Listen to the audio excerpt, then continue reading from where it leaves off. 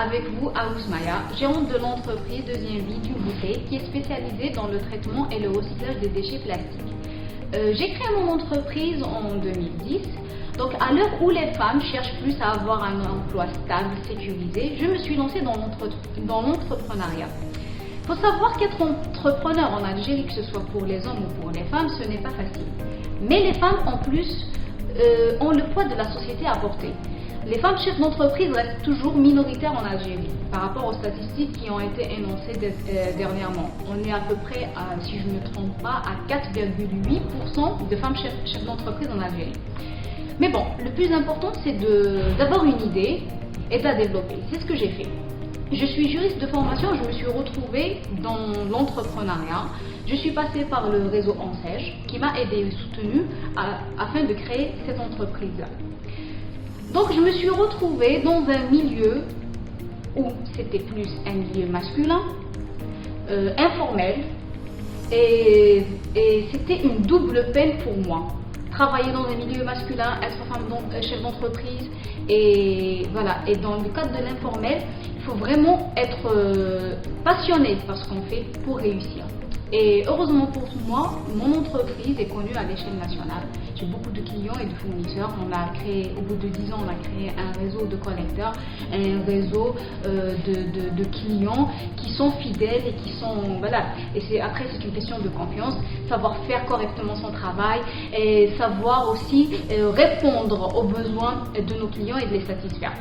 En plus de ça, je me suis beaucoup orientée vers la sensibilisation et travailler avec les différentes administrations. Il faut savoir que mon entreprise est implantée au niveau de la wilaya de Tizi Ouzou.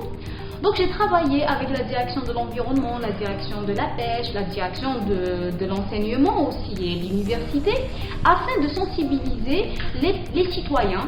Mais aussi on s'est axé vers les petits élèves et les étudiants afin de les inciter d'un côté à recycler et à trier leurs déchets, et d'un autre côté pousser les étudiants à s'investir dans le domaine du recyclage et créer des petites unités de traitement.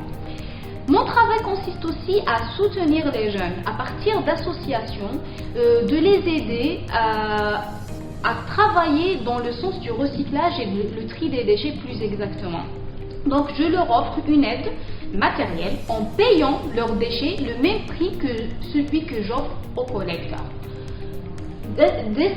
Récemment, je me suis lancée dans la formation et j'ai conçu et créé une formation spécifique. Donc cette formation consiste à aider les jeunes porteurs de projets, donc en leur transmettant mon expérience sur le terrain bien sûr, et aussi en les coachant psychologiquement afin de se préparer aux aléas du terrain. Donc il faut savoir que même si les jeunes veulent créer des entreprises, le manque d'information et surtout le manque d'orientation sur ce secteur-là les bloquent et les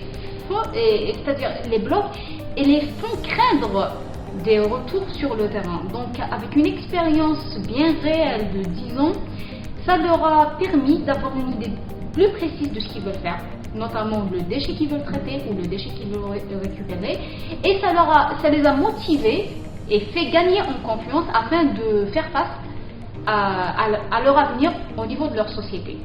Donc voilà, en gros c'est ça mon parcours.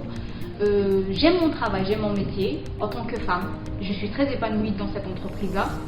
Je me suis entourée de personnes vraiment respectueuses, de personnes solidaires, avec lesquelles j'échange beaucoup, parce que j'ai fait de la communication quelque chose de très important afin de se faire connaître et aussi afin de faire connaître ce métier-là, ce métier de recycleur, de sensibiliser les gens, d'un côté par rapport au plan économique et d'un autre côté par rapport à la protection de l'environnement. Je suis à la disposition de toutes les administrations.